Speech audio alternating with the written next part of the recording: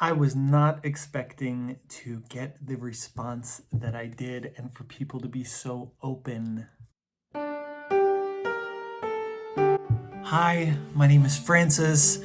If this is your first time coming to my channel, welcome. I used to be a Roman Catholic priest and now I'm not. I remember a story that my dad told me when he was growing up, because I was thinking of my long hair and how people would say, of course you're not a priest because you have long hair, like a hippie. So my dad was wearing sandals to his Catholic school, I think it was high school, and the priest stopped him and said, why are you wearing sandals? It's against the code.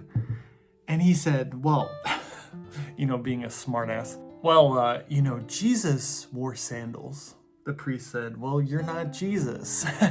So yeah, welcome. I asked on Twitter and on Instagram, if you don't follow me there, you can follow the links that I'm going to put in the description.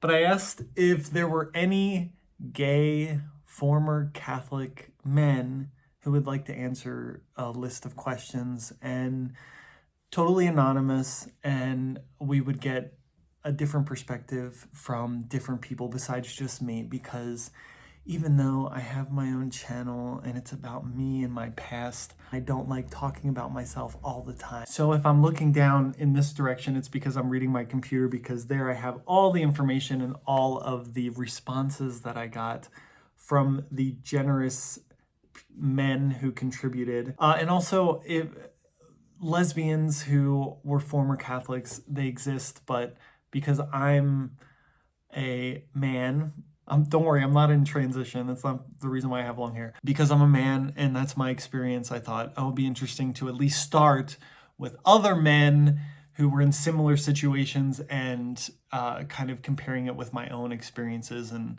seeing what they have to say and then what I have to say. So the first question is, did you know you were gay when you were Catholic? Did you try to follow along with the regulations and hide that part of yourself? Or did you just put an I'm a good Catholic front while secretly living a double life? So the purpose of this question is context. How did you consider yourself as a Catholic? Was it a real thing that you tried to integrate into your daily existence, or was it something you were just trying to follow along with and get by? My family did it. It was the most comfortable thing for me in the moment. Okay, the first one. I didn't really know until my 19th birthday that he was gay. I was still a regular practicing Catholic then. I still tried to follow the regulations then for a while. At first, when I recognized I was attracted to guys, I thought it was a mistake because I grew up as a Catholic and naively thought that people who grow up in religious environments wouldn't become gay or bisexual. I went to confession and did other things like pray the rosary in order to try to fix my sexuality. I remember also being in that same mindset for a while, especially when I was younger, probably like 13 or 14, 15, where I thought there was something wrong. I thought that there was a screw loose, that I wasn't getting it, that I wasn't really doing the Catholic thing like I should be doing, or this wouldn't be happening. And that slowly evolved into a more, oh, no, this is just how I am. This is how God made me. This is the cross, my lifelong cross that I have to bear. Like, some people have a genetic disease, or some people are born without limbs, or whatever it is, some speech impediment, or deaf or dumb, or whatever lifelong ailment someone has. This is just my lifelong ailment. The next one. I did know I was gay when I was Catholic. Initially, I did try to follow along with the regulations and hide from that part of myself. My father felt this was my calling to religious life, the expectation of celibacy. Okay, I can relate. I also thought, okay, well, I'm going to be celibate for the rest of my life anyway, because I'm only attracted to men, and that's not possible. So maybe that's God's plan. Maybe that's what we don't know. God is up there, we're down here. God's intelligence is like this, and ours is like this. So how are we supposed to know? We're just trying to fit the pieces together and try to understand bit by bit. Knowing you're gay can be taken in a bunch of ways. I knew I was sexually attracted to men from the age of 8 or so, but through most of my teenage years, I was determined to believe that it was a transient defect or developmental phase, and that eventually I would start being attracted to girls. This made it easier for me to be outwardly homophobic since I hated that aspect of myself and genuinely believe that I was not gay. I absolutely tried to follow along with the regulations. I did not live a double life, except to the extent that no one outside of the confessional knew what I was struggling with. It wasn't until I was 25 or 26 that I started admitting to myself that my sexual orientation was a stable feature of myself and didn't seem like it was going anywhere. Ooh, that is jam-packed with a lot of relatable content. So first of all, I'm not someone who says that just because you're homophobic, that means that you are secretly homosexual and you kind of hate that aspect of yourself and you're just projecting. I don't believe that, but I definitely relate to the fact that I think I was trying to kind of play along with everyone else and make fun of gay people to an extent, just because I didn't want to be found out. But there is this belief that, there's a hope that one day it's going to turn around and you're going to go, wow, that was a really weird hormonal phase. And now I'm attracted to women and now I can move on, get married, have a family, do everything that I believe I should be doing and I believe that God calls me to do, or become a priest, but tried that. I was raised Catholic from birth. I knew I was attracted to men at age 13. I accepted that I was exclusively gay when I was 16. When I was Catholic and knew I was gay, I didn't act on my feelings for men in any way.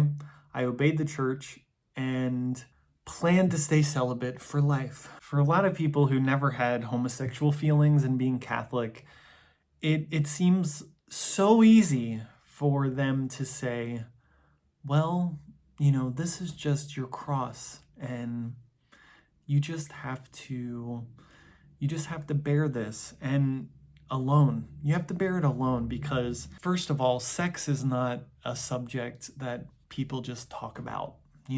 Who they're attracted to, what they do with their partners, their spouses. Nothing like that. There's a shame for anything dealing with sex. And imagine having a conversation about, oh, I'm sexually attracted to men. Maybe it's okay with some close friends, but it's definitely not a after mass coffee and donuts conversation with other parishioners. So basically, you're destined to be alone. And for people to be like, this guy, he's a great guy. Why hasn't he gotten married? I'm going to throw this daughter at him. I'm going to throw this person at him. I'm going to give him this suggestion. I'm going to say, why don't you go to the seminary? Why don't you? Because in reality, practically speaking, even though being single is a vocation, being single is not accepted. It's not accepted. It's kind of like the midway between actually finding what you're supposed to do. If it ends up being your goal, then it's kind of like, well, you effed up, or gosh, God must have a really unique calling for you. It's not normal. It's not normal, and it's a lot to ask anyone. And by the way, I appreciate everyone who sent in their answers. And if I don't put everyone's answers in every single question, it's just a question of time. And maybe some of what you said is being repeated in other people's answers. So I'm trying to just kind of grab from different people's responses and make a complete video from it. It's nothing personal, even though people take things personally all the time nowadays. Wait till you hear this response. I was told that people become gay through sexual excess. Then they turn to child, you know what I'm talking about, abuse. But let me tell you, this whole idea of unnatural, being gay is unnatural. So it's like a slippery slope. You're building up momentum going down the hill, and it's never going to stop. You're never going to be satisfied, because people, when they give in to their unnatural desires, they automatically just go towards the extreme. It's not like someone can be homosexual and then just be homosexual, be a normal homosexual. No, it's not normal. It's unnatural. So if you do that, then you're opening yourself up for everything. All disordered actions. That's what really pissed me off about the whole church militant thing that happened with me a few years ago. They were just implying, because they do a ton of priest abuse scandals, right? And they were implying that, well, my community let a homosexual through, knowing that I was homosexual. It's like they're allowing people like me to eventually be an abusive priest. They're equating homosexuality with being I wish I could say it, but YouTube will not let me say it, an abuser. It's ridiculous, especially someone like Michael Voris, who was gay, was, who knows, allegedly. He should know that there's a huge difference. There's a chasm of a difference between being homosexual, being attracted to men, and then abusing kids. Oh man, this video is gonna be so long. I'm really sorry. Really, really, really sorry. Yes, I knew I was gay when I was growing up as a Roman Catholic. I actively battled with my attraction to men. I prayed regularly for God to change me and for it not to be true. That's that's the beginning stage. You're like, oh, get this out. Pray to God to get this out. All while I had the most intense crushes on other guys. I didn't identify as gay or tell anyone until I was in college. And even then, it was after I came to the realization that I was not broken and that this wasn't a problem that God and I had. It was a problem that the church had with me. And since I was good with God, the church's rules about that stuff didn't matter at all to me after that. Yes, I also see that with a lot of people who leave religion. They continue on believing in God, but they've just decided that it's the church's problem. The church says this, so I'm against the church, but not against God. So they kind of just go off and create their own conception of religion. To each his own. What specific situation made you the most uncomfortable in religion? Mostly everyone talks about, a priest giving a homily about sexuality or homosexuality and how they felt like everyone's eyes were on them, like they were found out or something. I hated it when people asked when I was going to find a girl and get married. As the years passed, I realized that I wasn't going to change and settled into the idea of perpetual celibacy. That's the only answer. But no one else knew I was same-sex attracted. And I was extremely protective of that secret because I knew it would change the way people thought of me for the worse. You see people, and a person before that said, let me see if I can find it. They said, it's always uncomfortable to hear others condemn homosexuality. It's all around. People make fun of gay people all the time, especially in my community where there was a very strong masculine sense. This is what real men are. This is how real men should be. And you just see people making fun of gay people all the time. I mean, don't get me wrong. Everyone is open to be made fun of, especially if you're, acting the fool. I'm not saying that, they shouldn't have, but I was hypersensitive, and I think other people were as well. When I was in traditional Catholic circles, I would have to hang around people who had extreme views. There was so much microaggression, racism, homophobia, and transphobia. Okay, so I'm going to say something that, well, it's my channel. And you clicked on this video, so this person, I see it all the time. My old religious group was transphobic, racist, and misogynistic, and white privilege, and blah, blah, blah, blah. And they just go through the whole list. And okay, maybe it's easy to do that. And sometimes the easy way is not the best way. It's not really seeing the full truth. So instead of just, feeling good about yourself and, saying that those people are so backwards and they do everything, try to look back and understand the mentality and really, it's race. Well, was there a racist thing that happened? Was there a racist person? Or are you just throwing that out there because obviously if they're misogynistic, if they're white, if they're this, they're racist too. Why not? That's following the trends of the world right now, to just throw everything at everyone and feeling good about yourself. And that's not the full truth. That's might not even be the truth, even though it's kind of the popular thing to do. But nothing against this person at all. Yeah, more saying about people trying to set them up with their daughters, going to Catholic weddings, and then having a painful reminder like, that's something that I will never have. Another opinion alert. I remember thinking, it's okay. It's okay that I'm not able to have those things, that I have to suffer and to have a secret life, a horrible life, that God is almost like punishing me because of what I am, what I've done, my evil tendencies.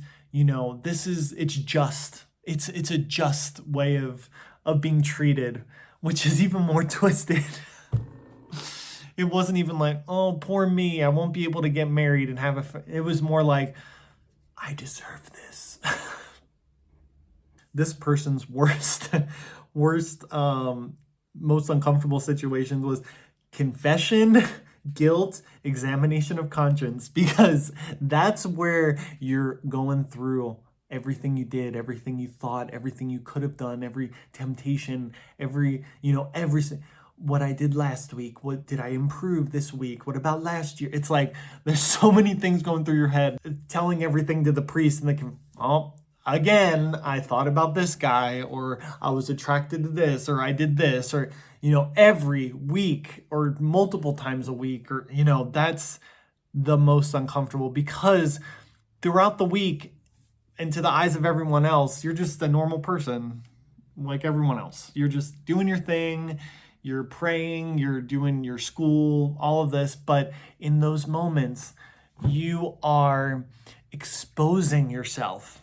You're uttering the words out loud, and someone can hear you, and someone is judging you, the priest. That's where it's like you come face to face with reality, and it's super uncomfortable. Question 3. Was your sexuality an integral part of your self-conception, or did you find yourself trying to forget that it even... Excuse me. Was your sexuality an integral part of your self-conception, or did you find yourself trying to forget that it even existed? Or a third option, a lot of people just pretending, trying to be straight, trying to present themselves as being completely straight, which was a complete lie. But it was almost like a hope that it would eventually manifest itself. Like, you gotta fake it till you make it. My sexuality was an integral part of my self-conception, in as much as it was the one thing I absolutely hated about myself. It led to much self-harm, including hurting oneself and trying to end their life. It happens, it's real shit. And just deal with it. Just consider it your cross. Just God gives everyone their own path, and you just have to accept it. And the more generous you are, the more God's going to give you the grace in order to deal with it. Very beautiful in the abstract, but it literally kills people. I thought if I prayed for it to go away, and it didn't, I wouldn't have really, okay, this isn't worded the best way, but basically, if if they prayed for it to go away and it didn't go away, that's because they had lack of faith. Where have I heard that before? I think there's a Bible story about the faith to move mountains. If this thorn in my side is not taken away, it must be because I'm a lousy Catholic. I guess I always felt spiritually stuck because of my sexuality. It's very profound. I knew I was gay. I didn't call myself SSA, so same-sex attracted, or pursue reparative therapy. I didn't think it would change, but I hoped to get to a point. This is like the stages, right? I hope to get to the point where dismissing my sexual and romantic desire would be easy and not painful. It's like in the beginning, you're like, no, this denial. This does not I am not gay. I'm not. And then you're like, oh my God, this is real. I need to do something about it to get rid of it. It's a real thing. Pray. I'm going to pray. I'm going to pray all the time. I'm going to sacrifice. I'm going to take cold showers. I'm going to do this. I'm going to do 30-day retreat. I'm going to go off into the wilderness and whip myself. And then it's like, it's not going away, but hopefully God makes it so I am completely numb sexually, that I just am kind of like, oh, I'm attracted to that. Nope. Reject. Oh, I have this person. Nope. Reject. Oh, there's this porn site. Oh, reject. It's like the stages, the downward spiral into hopelessness.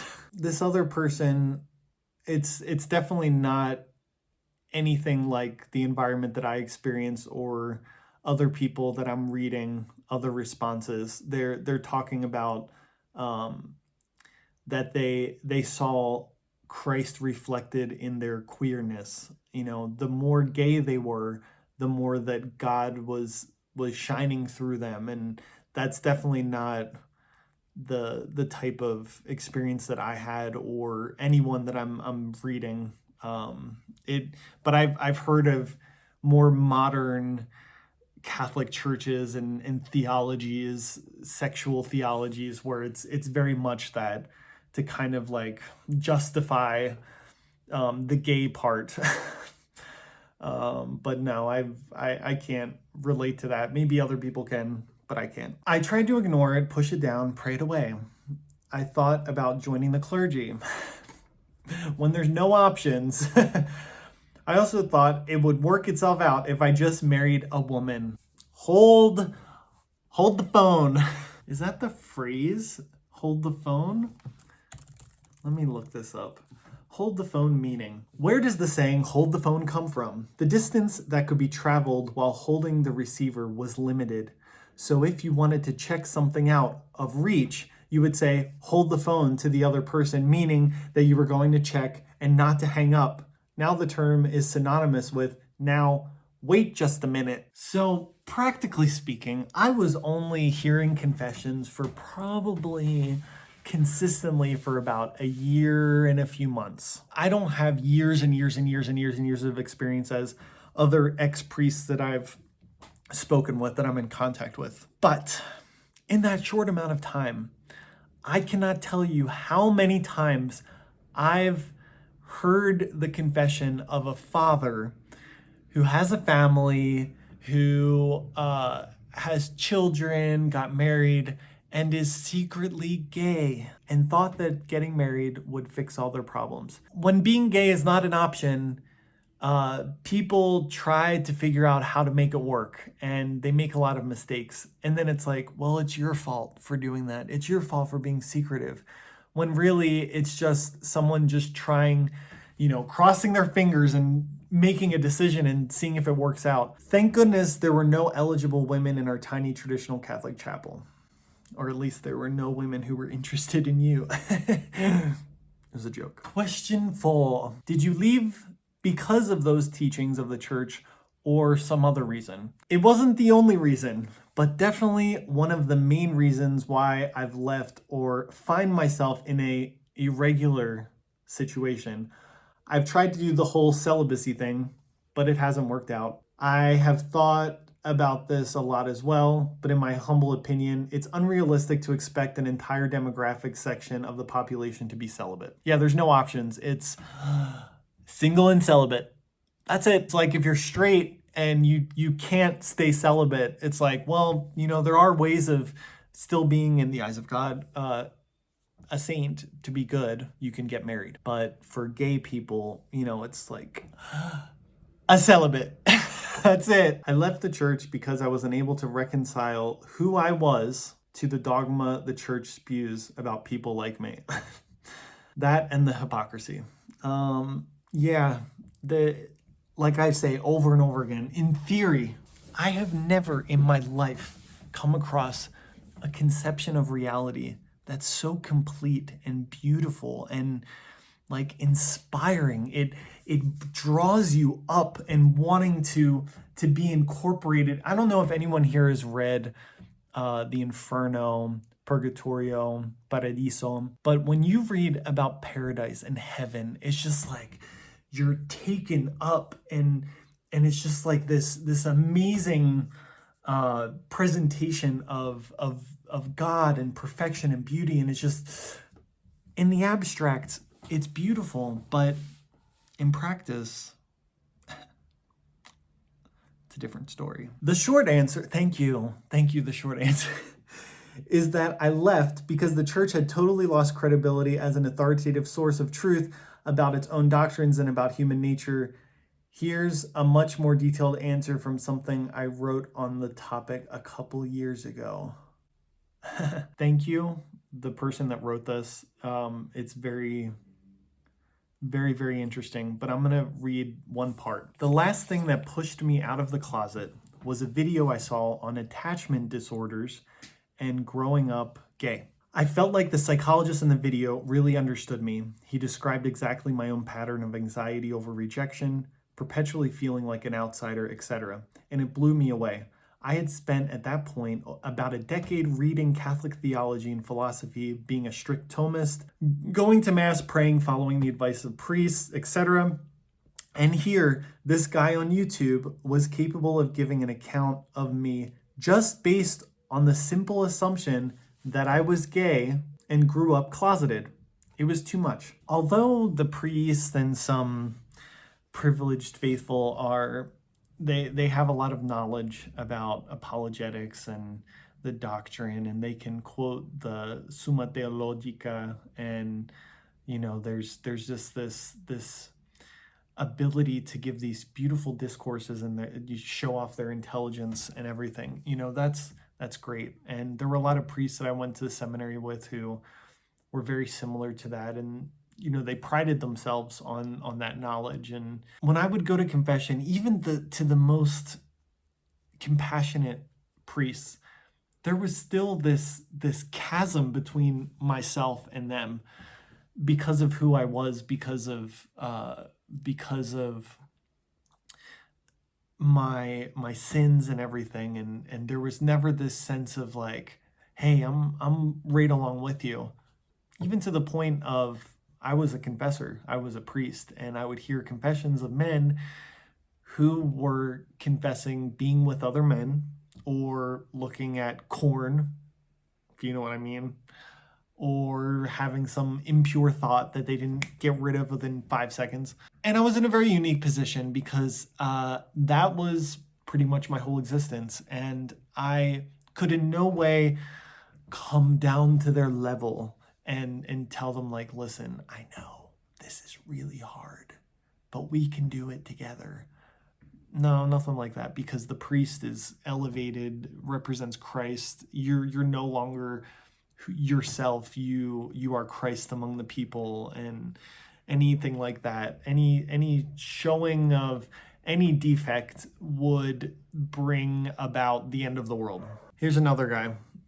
They were a big part of it. I got really depressed with the celibate life.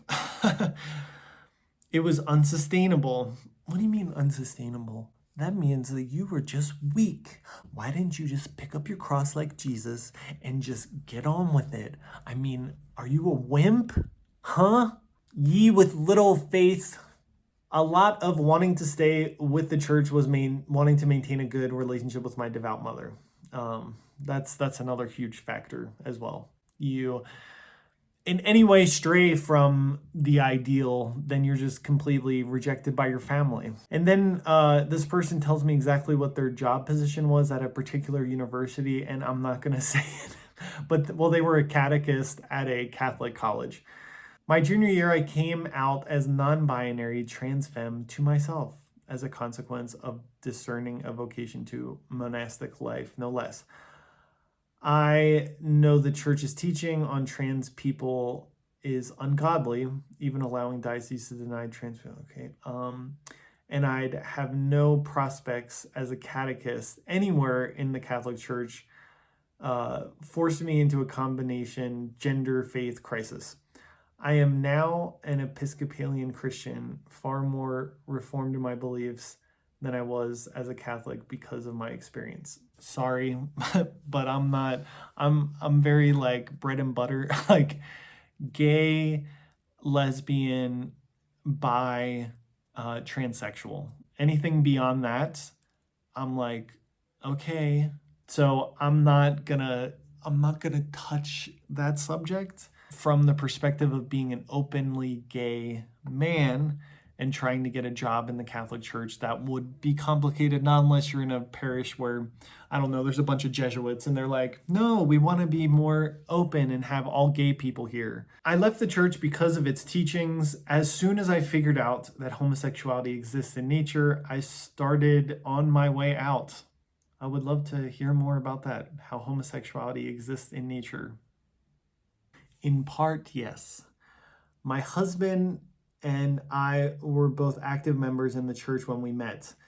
Me in the Progressive Roman Catholic parish, and my husband in the Affirming Episcopal Church. When we moved to another city shortly after committing our lives to one another, we had to find a new church. And we wanted to worship openly as a couple, so I joined the Episcopal Church at that point. Okay. Honestly, anything I say, if you take it personally, that's on you. I cannot, in my head, justify looking for a place that accepts me.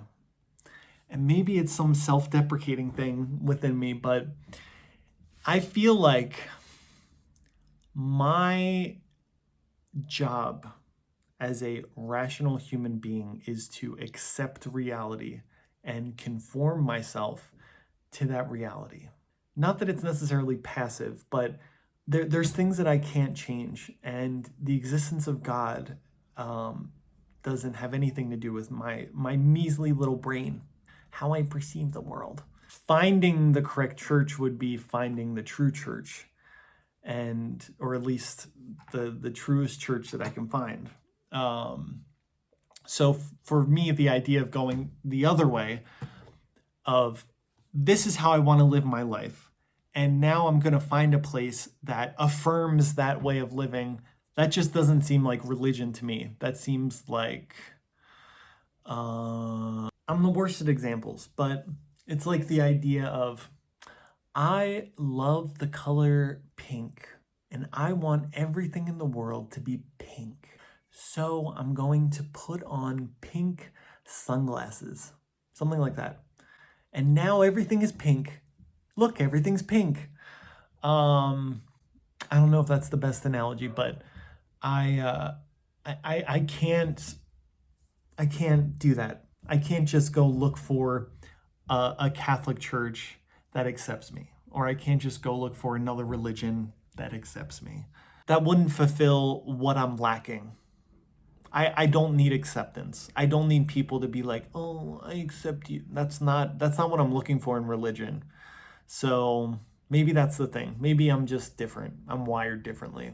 I'm looking for a place to worship the one God who, in the way that is the most worthy, if that makes sense. I don't know. That's a very extensive question that I need to think about before giving a more complete answer.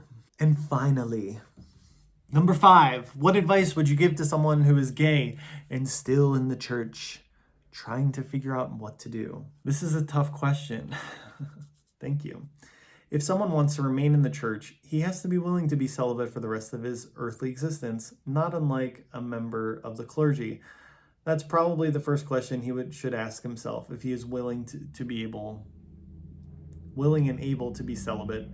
The problem, in my humble opinion, though, is that the church doesn't have the best resources or really know how to properly care for LGBT people in the church. That's true. There's the Courage apostolate, but from my experience, it was basically like conversion therapy without calling it conversion therapy, if you know what I mean. I don't, but I know a little bit about the Courage apostolate. So I think if someone wanted to remain in the church, he would have to find another resource and community outside the church to help him. Yeah, because the church is not going to give everything. There's a lot lacking. And then we have the people who say, do what's right for you. Follow your heart. It will lead you. Whether you stay or you go, know God loves you no matter what. Never let anyone or anything keep you from the love of God. Okay. I mean, ultimately, yes. I mean, that's a very, everyone makes the decision for themselves, and to just be true and honest with yourself and don't be a hypocrite. I mean, it's hard to know what exactly to say. It's like when someone's parent dies, it's like, I'm sorry for what happened.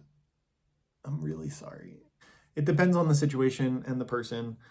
I've found that for some people, simply leaving isn't psychologically viable because maybe because they still derive some value from aspects of the Catholic worldview or spiritual practice or whatever. That's something that I'm understanding more within myself, that I am maintaining a lot of Catholic spirit, the spirit of Catholicism, even though I'm not practicing Catholic anymore, because I don't want to change my worldview on a lot of things, because I've already been through the mental gymnastics not gymnastics, but I've already been through the mental process of understanding these different principles and why I should believe them. And I haven't come across things that prove to me that they're not a good perspective to have, if that makes sense. But that's a huge question. Like, does leaving the church mean leaving completely that way of life? No. For a lot of people it is, because they have to be against the church when they leave. They have to go against it because of how horrible and bigoted and, misogynist and homophobic. And then they're constantly bashing the church, and they're living a life that's against the church.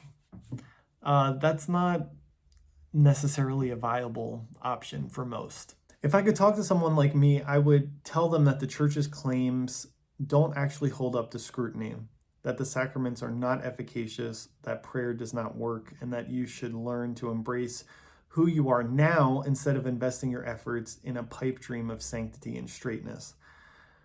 There's nothing to be afraid of. You're worthy of love just as you are, and you're stronger and braver than you know. I have a feeling that this person is talking to themselves in an earlier point of their life. I agree, but I also I'm not somebody who, on the flip side, will say, well, you think that you're unworthy in the church, so I want to tell you that you are 100% worthy exactly as you are. It sounds good and it sounds empathetic, but in reality, it's not the answer that's actually going to help the person. Because if the person was Catholic and truly Catholic, there's some, you have to acknowledge some truth in the teachings of Catholicism, and the idea of striving towards some ideal, heroic, like the idea of heroes. I'm actually thinking about doing a video in the future about that, the lack of heroes nowadays, that everyone's perfect just the way they are. Why do anything? Why want to improve? But it's good to express to the person, and it's good to have that idea that you're good enough. You're not perfect, but you're good enough. That's huge. I would encourage them to meet other queer Christians. Don't be afraid to gain knowledge from others' experiences. Well, yeah, now that we have social media, it's a lot easier to meet people with similar experiences. But when you're in those insular communities, you think you're the only one, really. And you don't realize it's like the priest, the altar servers, the choir director, a few fathers, they're all whatever. I was about to say something a little raunchy, but you get my point. But it's good to realize that you're not the only one. Okay, here's another one. That's a really big question. Ultimately, I would encourage them to think about their joy. It's supposed to be the fruit of the Spirit, but for most people I've encountered, joy is sorely lacking when you're an obedient gay Catholic. My advice would be that it's not going to change. There is no trick or magic thing to be straight. What kind of God would give you the propensity to love someone and then forbid it? The church is made of men with their own biases. We've seen the church admit its errors. Yeah, I would say, here's another one. I would say that the church isn't infallible, and this is one of the spots where she's wrong.